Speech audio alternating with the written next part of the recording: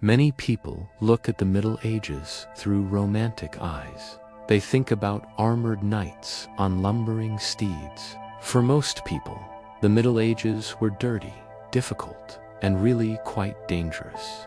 Let's find out now why it was unlikely that you could stay alive and prosper, and why you were likely to die quite quickly during that time. Well, welcome to medieval madness, communication or the lack of it.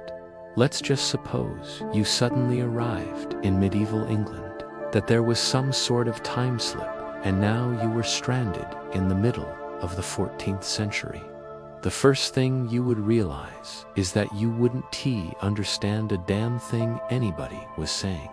The ordinary people spoke Middle English, the posh people spoke French, and the clergy spoke Church Latin, speaking only modern English.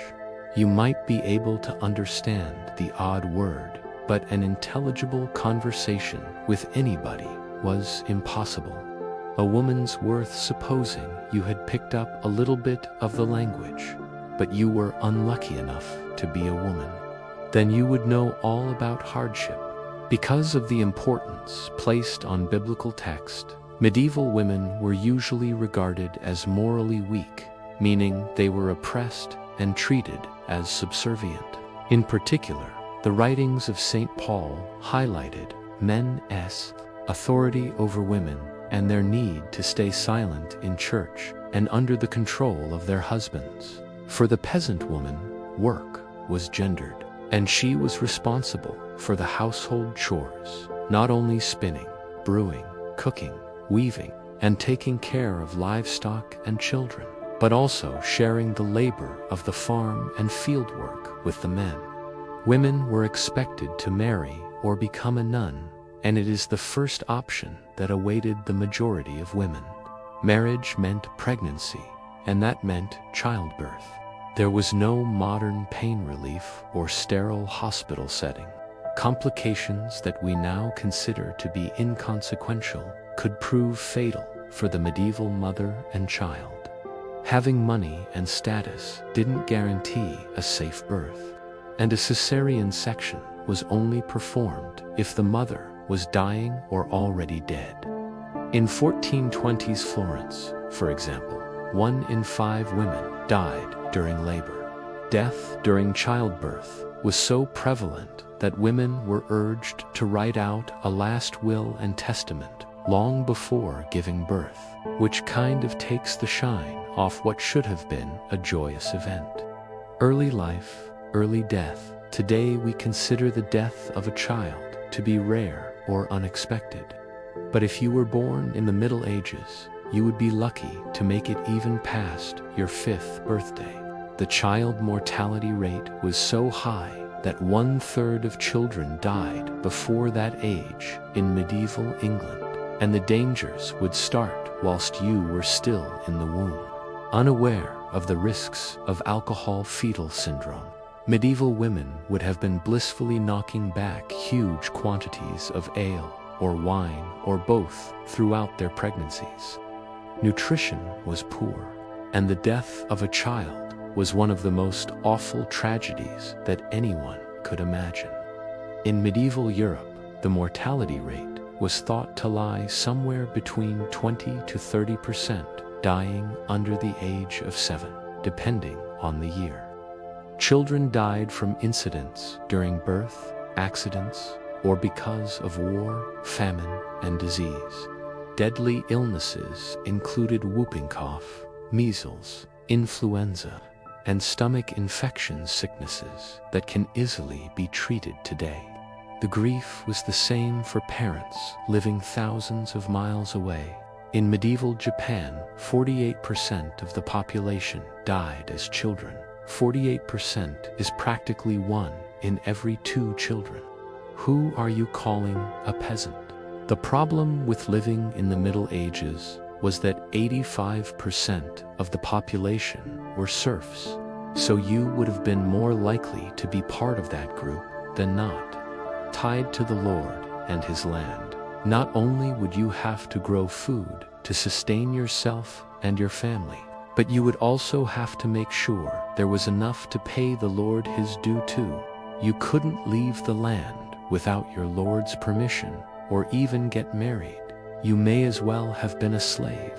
You would have been always reliant on the weather. Too much rain or not enough could be a catastrophe, causing the failure of crops, which led to malnutrition and, in the worst cases, starvation. Malnutrition meant a weakened immune system, and that led to an upturn in diseases like dysentery, typhus, and smallpox.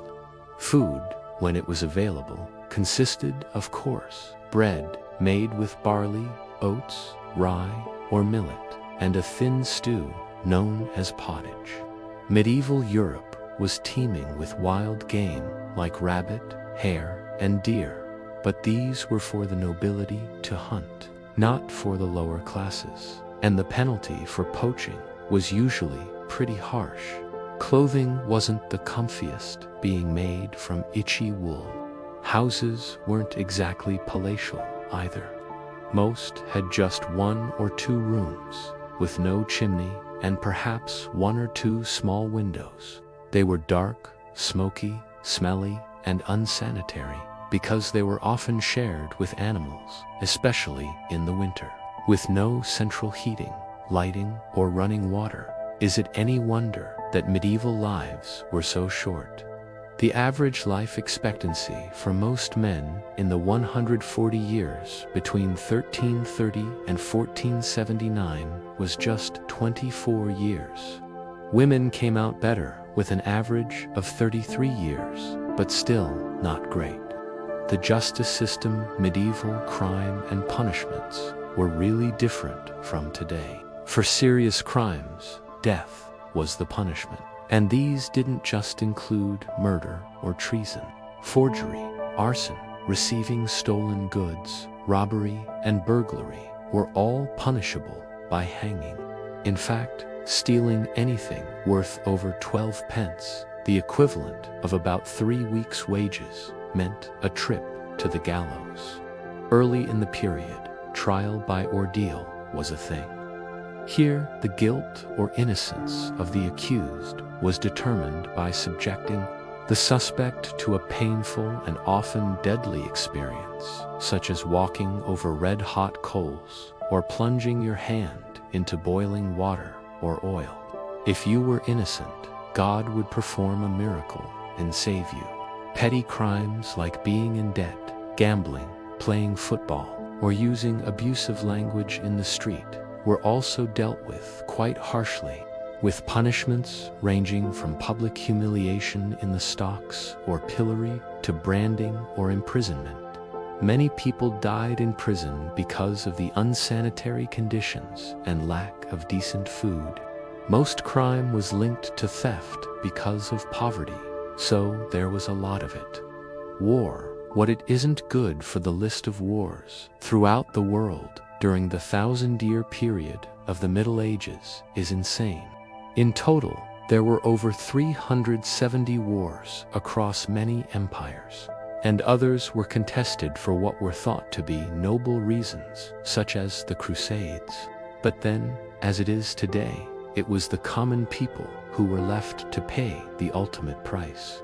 As a serf, and because of the European feudal system, if you lived in the kingdom of one of 2 rich people who wanted to have a go at each other, then you would be obligated to fight. Peasants had to supply military service to their lord on a regular basis. Men were only sent away for short periods of time.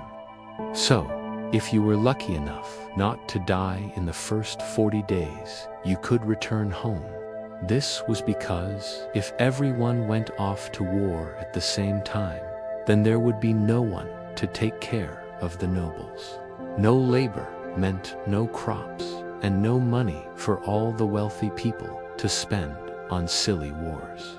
The result was a medieval military that was, for the most part, disorganized, resulting in a lot of dead people.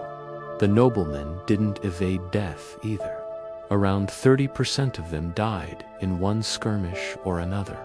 As for the commoners, No one really knows the victim numbers. They were thought to be so insignificant that nobody ever kept a tally.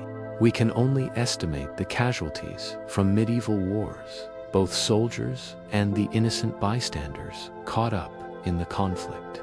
During the First Crusade, at the Siege of Jerusalem, 90,000 people died. In all, during the Crusade years, from 1095 until the end of the 13th century, there were between 1 to 3 million deaths. The 100 Years' War, fought between 1337 and 1453, produced between 2 and 3.5 million fatalities. In Asia, the Mongol invasions and conquests that took place during the 13th and 14th centuries ended with the loss of between 30 and 40 million lives. It really wasn't a good time to be a soldier or a peasant. Poison. Let us suppose that you happened to be rich during the Middle Ages and able to afford the finer things in life. Would that have made your chances of survival better? You would definitely have eaten better than the peasants with their bread and pottage. For you, the table would be laden with meats such as venison or bacon in rich cream sauces, followed by sugar desserts and fine wine. You would eat your gourmet food from beautifully glazed plates and drink from delicately decorated cups. The problem was that the glazing was made from lead oxide. Yes, it looked lovely, and it was practical for cleaning, making it very popular among those who were privileged enough to be able to afford it. But when salty or acidic food was served on glazed plates or kept in glazed pots, it caused the coating to dissolve, and the lead was absorbed into the food. Lead is a poisonous heavy metal which collects in the human body over time. Acute poisoning can attack the nervous system and cause headaches, abdominal pain, and infertility. Chronic poisoning may lead to seizures, coma, and death. Because children are still growing, the effects on them could be devastating and affect their ability to learn. Medieval skeletons from cemeteries in more affluent urban areas of Germany and Denmark have shown that people had lead levels well above normal. Lead was also present in stained glass windows, coins, and roof tiles. Rainwater was often collected from roofs for drinking, and this could have been another source of poisoning. Bread was the main food staple for medieval people, but often the rye used to make bread would become infected with a fungus called Claviceps purpurea. This caused an infection in humans, which was called St. Anthony's fire. There were many outbreaks throughout the Middle Ages, which caused tens of thousands of people to die and millions more to become sick. What we now know as ergot poisoning caused hallucinations, muscle cramps, nausea, insomnia, and sores. In extreme cases, when left untreated, the blood flow to an infected person's hands and feet was restricted, causing burning pains. Gangrene could set in, and fingers, toes, hands, and feet could turn black and drop off. Some historians believe it was ergot poisoning that was responsible for some of the dancing epidemics that occurred between the 17th and 17th centuries. These epidemics involved groups of people, sometimes thousands at a time, dancing erratically in the streets until they collapsed from exhaustion or injury. Thank you for watching this episode of Medieval Madness. Please subscribe if you enjoy these videos, and I'll see you next week for another one. Have a great week. Cheers.